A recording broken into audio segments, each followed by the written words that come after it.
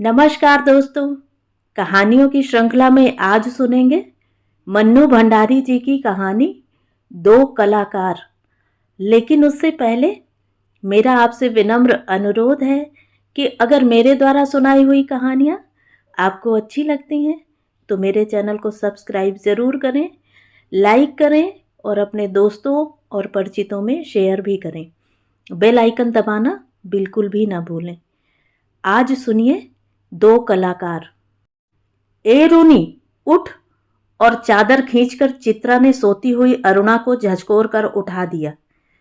क्या है, क्यों परेशान कर रही है? आंख मलते हुए तनिक खिजलाहट भरे स्वर में अरुणा ने पूछा। चित्रा उसका हाथ पकड़कर खींचती हुई ले गई और अपने नए बनाए हुए चित्र के सामने ले जाकर खड़ा करके बोली, देख, मेरा चित्र पूरा हो गया। ओह, तो इसे दिखाने के लिए तूने मेरी नींद खराब कर दी, बदतमीज कहीं की। इस चित्र को जरा आंख खोलकर अच्छी तरह तो देख। ना पा गई पहला इनाम तो नाम बदल देना। चित्र को चारों ओर से घुमाते हुए अरुणा बोली, किधर से देखूं, यह तो बता दे। 1000 बार तुझसे कहा कि जिसका चित्र बनाए उसका नाम लिख दिया कर, जिससे गलतफहमी न हुआ करे, वरना तू बनाए हाथी और हम समझें उल्लू। फिर तस्वीर पर आंख गड़ाते हुए बोली, किसी तरह नहीं समझ पा रही हूं कि 84 लाख योनियों में से आखिर यह किस जीव की तस्वीर है। तो आपको यह कोई जीव नजर आ रहा है? अरे जरा अच्छी तरह से देख और समझने की कोशिश कर। यह क्या? इसमें तो सड़क, आदमी, ट्राम, बस, मोटर, मकान सब एक दूसरे पर चढ़ रहे हैं, मानो सबकी खिचड़ी पकाकर रख दी हो। क्या घन चक्कर बनाया है और उसने वह चित्र रख दिया। जरा सोचकर बता कि यह किसका प्रतीक है। तेरी बेवकूफी का। आई है बड़ी प्रतीक वाली। जरा सा दिमाग लगाने की कोशिश करेगी तो समझ आ जाएगा कि यह चित्र आज की दुनिया के कंफ्यूजन का प्रतीक है। बस हाँ, थोड़ा दिमाग होना जरूरी है। चित्रा ने चुटकी ली तो अरुणा भभक उठी। मुझे तो तेरे दिमाग के कंफ्यूजन का प्रतीक नजर आ रहा है। बिना मतलब जिंदगी खराब कर रही है। और अरुणा मुंह धोने के लिए बाहर चली गई। लौटी तो देखा 3-4 बच्चे उसके कमरे के दरवाजे पर खड़े उसकी प्रतीक्षा कर रहे हैं। आते ही बोले, दीदी, सब बच्चे आकर बैठ गए, चलिए। आ गए सब बच्चे? अच्छा चलो, मैं अभी आई। बच्चे दौड़ पड़े। क्या ये बंदर पाल रखे हैं तूने भी? फिर जरा हंसकर चित्रा बोली, एक दिन तेरी पाठशाला का चित्र बनाना होगा। जरा लोगों को दिखाया ही करेंगे कि हमारी एक ऐसी मित्र साहिबा थी जो सारे जमादार, दाइयों और चपरासियों के बच्चों को पढ़ा पढ़ा कर ही अपने को भारी पंडिता और समाज सेविका समझती थी। जा जा, समझते हैं तो समझते हैं। तू जाकर सारी दुनिया में ढिंढोरा पीटना, हमें कोई शर्म है क्या? तेरी तरह लकीरें खींचकर तो समय बर्बाद नहीं करते। और पैर में चप्पल डालकर वह मैदान में चली गई, जहां बिना किसी आयोजन के ही एक छोटी सी पाठशाला बनी हुई थी। रात के 10 बजे थे। सारे हॉस्टल की बत्तियां नियमानुसार बुझ गई थीं। ऊपर के एक तल्ले पर अंधेरे में ही खुसुर फुसुर चल रही थी। रविवार के दिन तो यूं ही छुट्टी का मूड रहता है। दूसरे दिन काफी नींद निकाल ली जाती थी। सो 10 बजे लड़कियों को किसी तरह भी नींद नहीं आती थी। तभी हॉस्टल के फाटक में जलती हुई टॉर्च लिए कोई घुसा। अपने कमरे की खिड़की में से झांकते हुए सविता ने कहा, ठाठ तो हॉस्टल में बस अरुणा ही के हैं। रात 9 बजे लौटो, 10 बजे लौटो, कोई बंधन नहीं। हम लोग तो 10 के बाद बत्ती भी नहीं जला सकते। लौट आई अरुणा दी। आज सवेरे से ही वे बड़ी परेशान थीं। फुलिया दाई का बच्चा बड़ा बीमार था। दोपहर से वे उसी के यहां बैठी थी। पता नहीं क्या हुआ बेचारे का। शीला ने ठंडी सांस भरते हुए कहा, तू बड़ी भक्त है अरुणा दी की। उनके जैसे गुण अपना ले, तेरी भी भक्त हो जाऊंगी। मैं कहती हूं उन्हें यही सब करना है तो कहीं और रहें। हॉस्टल में रहकर यह जो नवाबी चलाती हैं सो तो हमसे बर्दाश्त नहीं होती। सारी लड़कियां डरती हैं, इसलिए कुछ कहती नहीं।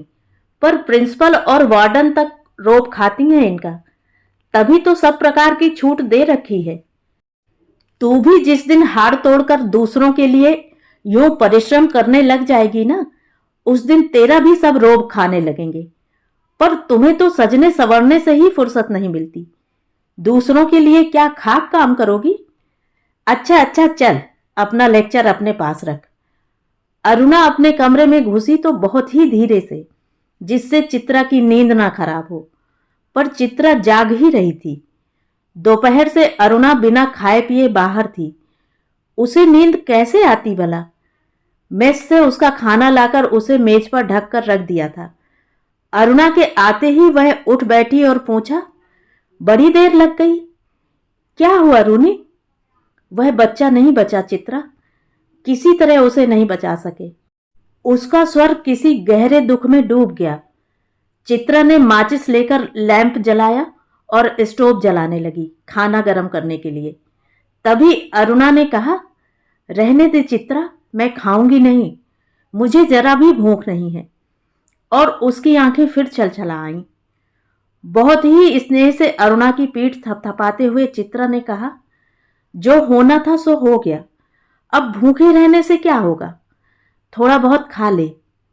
नहीं चित्रा, अब रहने दे, बस तू लैंप बुझा दे। उसके बाद 2-3 दिन तक अरुणा बहुत ही उदास रही, लेकिन समय के साथ साथ यह गम भी जाता रहा और सब काम ज्यों का त्यों चलने लगा। 4 बजते ही कॉलेज से सारी लड़कियां लौट आईं, पर अरुणा नहीं लौटी। चित्रा चाय के लिए उसकी प्रतीक्षा कर रही थी। पता नहीं कहाँ कहाँ अटक जाती है, बस इसके पीछे बैठे रहा करो। अरे क्यों बड़बड़ कर रही है, ले मैं आ गई, चल बना चाय। तेरे मनोज की चिट्ठी आई है। कहाँ, तूने तो पढ़ ही ली होगी फाड़कर। चल हट, ऐसी बोर चिट्ठियां पढ़ने का फालतू समय किसके पास है। तुम्हारी चिट्ठियों में रहता ही क्या है जो कोई पढ़े। बड़े बड़े आदर्श की बातें, मानो खत न हुआ लेक्चर हुआ। अच्छा अच्छा, तू लिखा करना रसभरी चिट्ठियां, हमें तो वह सब आता नहीं। वह लिफाफा फाड़कर पत्र पढ़ने लगी। जब उसका पत्र समाप्त हो गया तो चित्रा बोली, आज पिताजी का भी पत्र आया है। लिखा है, जैसे ही यहाँ का कोर्स समाप्त हो जाए मैं विदेश जा सकती हूँ। जानती थी पिताजी कभी मना नहीं करेंगे। हाँ भाई, धनी पिता की इकलौती बिटिया ठहरी, तेरी इच्छा कभी टाली जा सकती है। पर सच कहती हूँ, मुझे तो यह सारी कला इतनी निरर्थक लगती है, इतनी बेमतलब लगती है कि बता नहीं सकती। किस काम की ऐसी कला जो आदमी को आदमी ना रहने दे। तो तू मुझे आदमी नहीं समझती क्यों?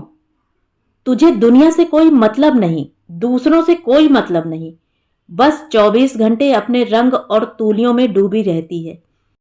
दुनिया में बड़ी से बड़ी घटना घट जाए, पर यदि उनमें तेरे चित्र के लिए कोई आइडिया न हो तो तेरे लिए वह घटना कोई महत्व नहीं रखती। बस हर घड़ी, हर जगह और हर चीज में से तू अपने चित्रों के लिए मॉडल खोजा करती है। मेरी इस लगन को देखकर ही तो गुरुजी कहते हैं कि वह समय दूर नहीं जब हिंदुस्तान के कोने कोने में मेरी शोहरत गूंज उठेगी। अमृता शेरगिल की तरह मेरा भी नाम गूंज उठे, बस यही तमन्ना है।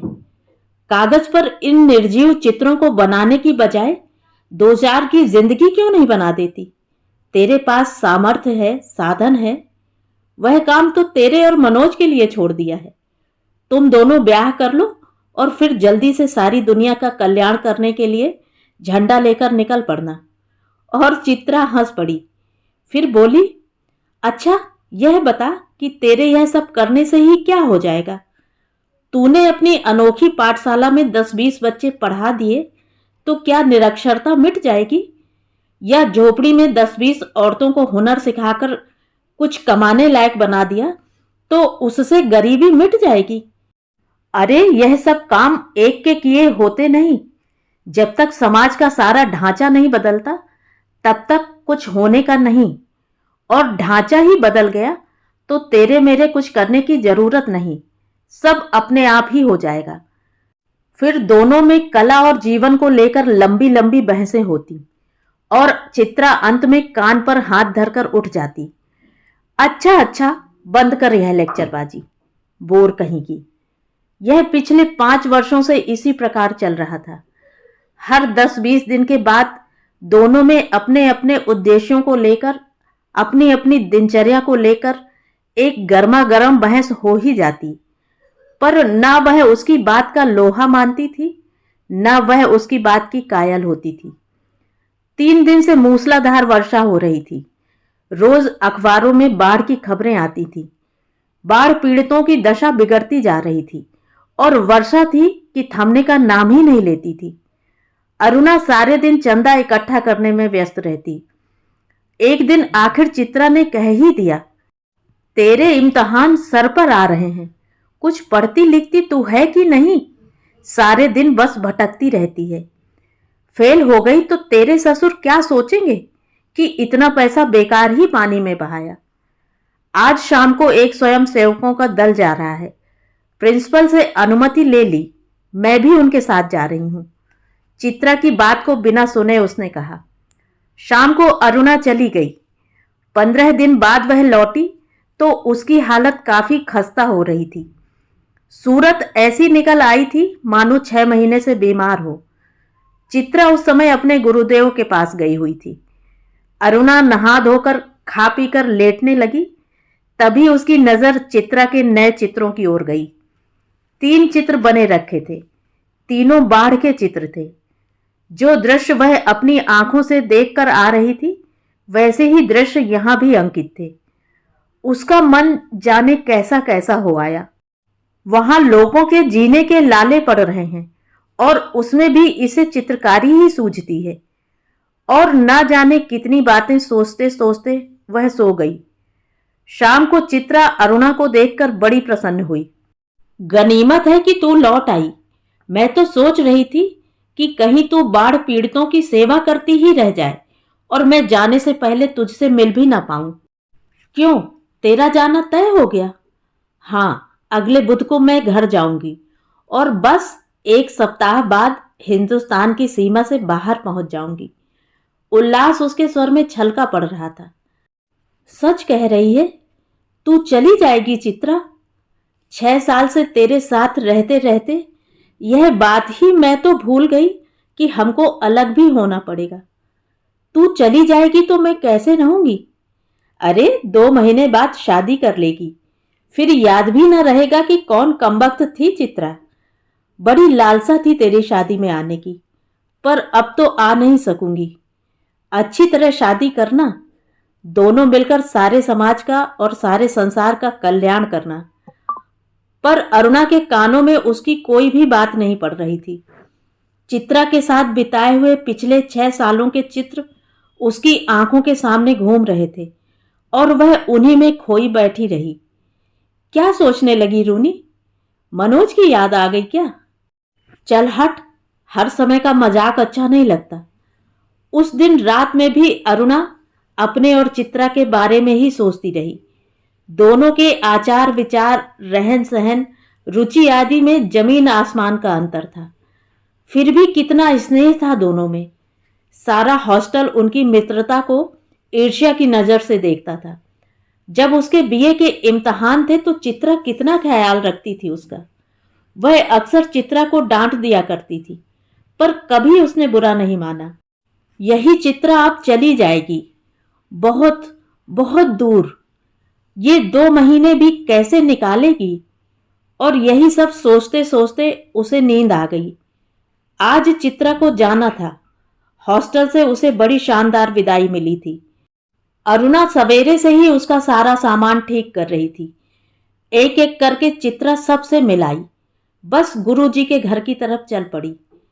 3 बज गए पर वह लौटी नहीं। अरुणा उसका सारा काम समाप्त करके उसकी राह देख रही थी। और भी कई लड़कियां वहां जमा थीं। कुछ बार बार आकर पूछ जाती थीं, चित्रा लौटी या नहीं? 5 बजे की गाड़ी से वह जाने वाली है। अरुणा ने सोचा वह खुद जाकर देख आए कि आखिर बात क्या हो गई। तभी हड़बड़ाती सी चित्रा ने प्रवेश किया। बड़ी देर हो गई ना? अरे क्या करूं, बस कुछ ऐसा हो गया कि रुकना ही पड़ा। आखिर क्या हो गया ऐसा जो रुकना ही पड़ा? सुने तो। दो तीन कंठ एक साथ बोले। गर्ग स्टोर के सामने पेड़ के नीचे अक्सर एक भिखारिन बैठी रहा करती थी ना। लौटी तो देखा कि वह वहीं मरी पड़ी है और उसके दोनों बच्चे उसके सूखे शरीर से चिपक कर बुरी तरह रो रहे हैं। जाने क्या था उस सारे दृश्य में कि मैं अपने को रोक नहीं सकी। एक रफ सा स्केच बना ही डाला। बस इसी में देर हो गई। चर्चा इसी पर चल पड़ी। कैसे मर गई? कल तो उसे देखा था। किसी ने दार्शनिक मुद्रा में कहा, अरे जिंदगी का क्या भरोसा, मौत कहकर थोड़े आती है, आदि आदि। पर इस सारी चर्चा से अरुणा कब खिसक गई कोई जान ही नहीं पाया। 4:30 बजे चित्रा हॉस्टल के फाटक पर आ गई, पर तब तक अरुणा का कहीं पता नहीं था। बहुत सारी लड़कियां उसे छोड़ने को स्टेशन आईं, पर चित्रा की आंखें बराबर अरुणा को ढूंढ रही थीं। उसे दृढ़ विश्वास था कि वह इस विदाई की बेला में उससे मिलने जरूर आएगी। 5 भी बज गए। रेल चल पड़ी। अनेक रुमालों ने हिल हिलकर चित्रा को विदाई दी, पर उसकी आंसू भरी आंखें किसी और को ही ढूंढ रही थी। पर अरुणा न आई सो न आई। विदेश जाकर चित्रा तन मन से अपने काम में जुट गई। उसकी लगन ने उसकी कला को निखार दिया। विदेशों में उसके चित्रों की धूम मच गई। भिखमंगी और 2 अनाथ बच्चों के उस चित्र की प्रशंसा में तो अखबारों के कॉलम भर गए। शोहरत के ऊंचे कगार पर बैठ चित्रा जैसे अपना पिछला सब कुछ भूल गई। पहले वर्ष तो अरुणा से पत्र व्यवहार बड़े नियमित रूप से चला, फिर कम होते होते एकदम बंद हो गया। पिछले 1 साल से तो उसे यह भी नहीं मालूम कि वह कहाँ है। नई कल्पनाएं और नए नए विचार उसे नवीन सृजन की प्रेरणा देते और वह उन्हीं में खोई रहती। उसके चित्रों की प्रदर्शनियां होती। अनेक प्रतियोगिताओं में उसका अनाथ शीर्षक वाला चित्र प्रथम पुरस्कार पा चुका था। जाने क्या था उस चित्र में, जो देखता वही चकित रह जाता। दुख, दारिद्र्य और करुणा जैसे साकार हो उठे थे। 3 साल बाद जब वह भारत लौटी तो बड़ा स्वागत हुआ उसका। अखबारों में उसकी कला पर, उसके जीवन पर अनेक लेख छपे। पिता अपनी इकलौती बिटिया की इस कामयाबी पर गदगद थे। समझ नहीं पा रहे थे कि उसे कहां उठाएं, कहां बिठाएं। दिल्ली में उसके चित्रों की प्रदर्शनी का विराट आयोजन किया गया। उद्घाटन करने के लिए उसे ही बुलाया गया था। उस प्रदर्शनी को देखने के लिए जनता उमड़ पड़ी थी। भूरी भूरी प्रशंसा हो रही थी और चित्रा को लग रहा था जैसे उसके सपने साकार हो गए। उस भीड़ भाड़ में अचानक उसकी भेंट अरुणा से हो गई। रूनी कहकर वह भीड़ की उपस्थिति को भूलकर अरुणा के गले से लिपट गई। तुझे कब से चित्र देखने का शौक हो गया रूनी? चित्रों को नहीं, चित्रा को देखने आई थी। तू तो एकदम भूल ही गई। ये बच्चे किसके हैं? 2 प्यारे से बच्चे अरुणा से सटे खड़े थे। लड़के की उम्र कोई 8 साल की होगी शायद, तो लड़की 5 के आसपास की होगी। मेरे बच्चे हैं और किसके? ये तुम्हारी चित्रा मासी है। नमस्ते करो अपनी मासी को, अरुणा ने आदेश दिया। बच्चों ने बड़ी अदा से नमस्ते किया, पर चित्रा आवाक होकर कभी उनका और कभी अरुणा का मुंह देख रही थी। वह सारी बात का कुछ तुक नहीं मिला पा रही थी। तभी अरुणा ने टोका, कैसी मासी है, प्यार तो कर। और चित्रा ने दोनों के सिर पर हाथ फेरा। प्यार का जरा सा सहारा पाकर लड़की चित्रा की गोदी में जा बैठी। अरुणा ने कहा, तुम्हारी ये मासी बहुत अच्छी तस्वीरें बनाती हैं। ये सारी तस्वीरें इन्हीं की बनाई हुई हैं। सच? आश्चर्य से बच्ची बोल पड़ी। तब तो मासी तुम जरूर ड्राइंग में फर्स्ट आती होगी। मैं भी अपनी क्लास में फर्स्ट आती हूं। तुम हमारे घर आओगी तो अपनी कॉपी दिखाऊंगी। बच्ची के स्वर में मुकाबले की भावना थी। चित्रा और अरुणा इस बात पर हंस पड़ी। आप हमें सब तस्वीरें दिखाइए मासी, समझा समझाकर। बच्ची ने फरमाइश की। चित्रा समझाती तो क्या, यूं ही तस्वीरें दिखाने लगी। घूमते घूमते वे उसी भिखारिन वाली तस्वीर के सामने आ पहुंचे। चित्रा ने कहा, यही वह तस्वीर है रूनी, जिसने मुझे इतनी प्रसिद्धि दी। ये बच्चे रो क्यों रहे हैं मासी?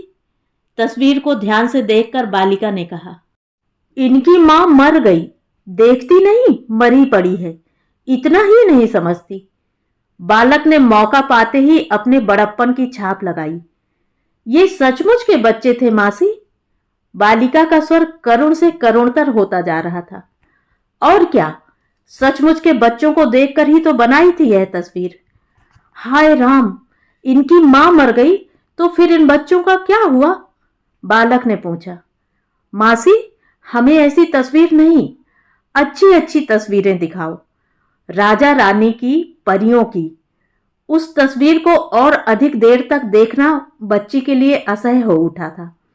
तभी अरुणा के पति आ पहुंचे। परिचय हुआ। साधारण बातचीत के पश्चात अरुणा ने दोनों बच्चों को उनके हवाले करते हुए कहा, आप जरा बच्चों को प्रदर्शनी दिखाइए, मैं चित्रा को लेकर घर चलती हूं। बच्चे इच्छा न रहते हुए भी पिता के साथ विदा हुए। चित्रा को दोनों बच्चे बड़े ही प्यारे लगे। वह उन्हें एकटक देखती रही। जैसे ही वे आंखों से ओझल हुए, उसने पूछा, सच सच बता रूनी, ये प्यारे प्यारे बच्चे किसके हैं? कहा तो मेरे, अरुणा ने हंसते हुए कहा। अरे बताओ ना, मुझे ही बेवकूफ बनाने चली है। एक क्षण रुककर अरुणा ने पूछा, बता दूं? और फिर उस भिखारिन वाले चित्र के दोनों बच्चों पर अंगुली रखकर बोली, यही वे दोनों बच्चे हैं। क्या? विस्मय से चित्रा की आंखें फैली की फैली रह गईं। क्या सोच रही है चित्रा? कुछ नहीं, मैं सोच रही थी कि, पर शब्द शायद उसके विचारों में ही खो गए। तो ये कहानी थी मन्नू भंडारी की मैं हार गई संकलन से। कहानी आपको कैसी लगी? कमेंट करके जरूर बताएं।